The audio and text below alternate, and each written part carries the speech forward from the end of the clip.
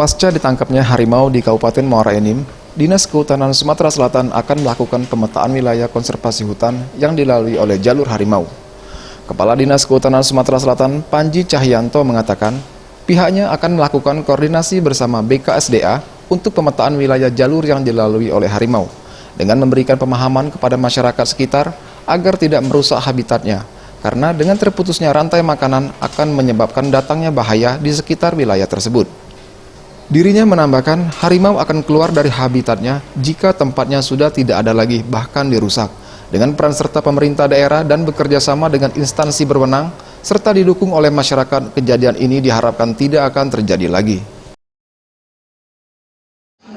Kita akan mendapat dengan KLHK bahwa salah satu penyebab harimau itu bukan habitat dan rantai makanannya yang tidak tersedia, yang putus. Maka harus dikembalikan seperti semula fungsi kawasan hutan itu sebagai habitat dan menjamin makanan dari harimau. Nanti mungkin kita akan berdiskusi dengan Balai Kampung untuk melakukan kegiatan-kegiatan. Tim Liputan, Sriwijaya TV.